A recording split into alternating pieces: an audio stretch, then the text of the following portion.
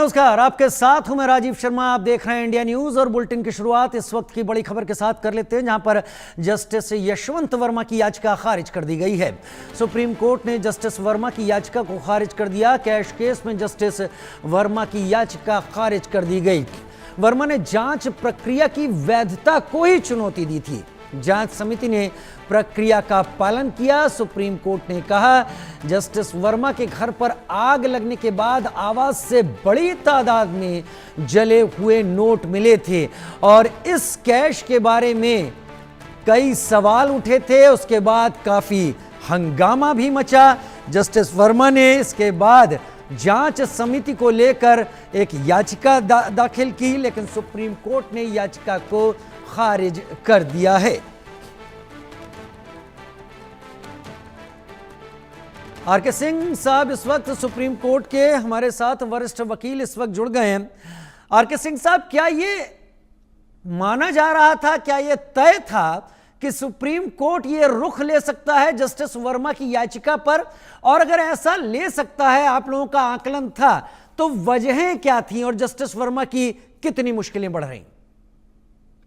Thank you very much. देखिए, ये बात बिल्कुल स्पष्ट था right from the day one, क्योंकि जस्टिस दीपंकर दत्ता की जो इंक्वायरीज हुई थी ड्यूरिंग द कोर्ट प्रोसीडिंग्स, उन्होंने जो प्रश्न पहले दिन पूछा था, दूसरे दिन पूछा था, इससे लगभग ये क्लियर हो रहा था कि एक बार जब प्रक्रिया हो गई है सुप्रीम कोर्ट में, इन हाउस प्रोसीडिंग्स चल गया, इन हाउस प्रोसीडिंग्स में जस्टिस वर्मा को सफिशिएंट अपॉर्चुनिटी मिली थी कि वो अपना पक्ष रखें।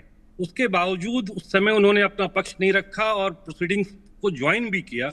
और ज्वाइन करने के बाद जब प्रोसीडिंग्स कंप्लीट हो जाती है और उसकी रिकमेंडेशन चली जाती है पार्लियामेंट के पास, तो वैसे सिचुएशन में ये याचिका दायर करना कहीं ना कहीं एक इंप्रेशन क्रिएट कर रहा था कि it is an effort to derail the process of the parliament. क्योंकि अब जब एक बार पार्लियामेंट संज्ञान ले चुका है,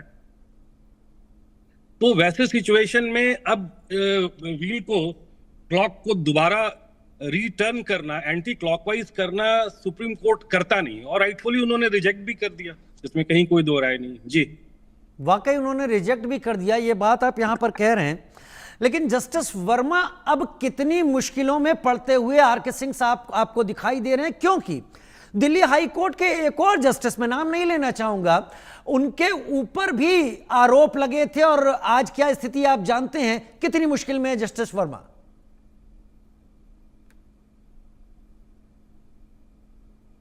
देखिए, ये इस वर्मा के ऊपर एक प्रेशर तो माउंट हो गया है, कहीं किसमें कोई दो राय नहीं है। लेकिन इसका दूसरा पक्ष ये भी है कि since parliament is seized of the matter, और पार्लियामेंट इस किसी भी प्रोसीडिंग्स में जो सुप्रीम कोर्ट में अभी फिलहाल हुई है, उसके फाइंडिंग से पार्लियामेंट कभी भी बॉदर्ड नहीं करेगा। उसकी एक अपनी इंडिपेंडेंट प्रक्रिया है, जजेस इंक्वायरी एक्ट के तहत यहाँ प्रोसीडिंग हुई है, और जो पार्लियामेंट की जो प्रक्रिया है उसमें एक तीन मेंबर कमेटी बनेगी। वो 3 मेंबर कमेटी फिर से री इन्वेस्टिगेट करेगी सारे के सारे चार्जेस को। उसके बाद वो अपनी रिपोर्ट जो है स्पीकर को सौंपेगी। तो इसमें 2 पहलू है जिसको हमें समझ लेना होगा कि सुप्रीम कोर्ट की इस जजमेंट से पार्लियामेंट में जो प्रोसीडिंग्स होगी उसके हेल्थ पे कोई फर्क नहीं पड़ेगा।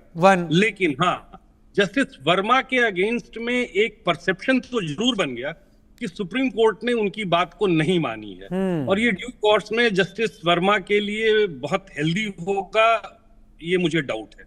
वाकई अब जस्टिस वर्मा की जो उम्मीद थी वो भी धुंधली होती दिखाई पड़ रही है, क्योंकि जो बार के लोग हैं, जो कोर्ट को असिस्ट करने वाले आप जैसे सीनियर एडवोकेट्स हैं, वो भी इस मामले में क्लैरिटी जरूर चाहते होंगे, क्योंकि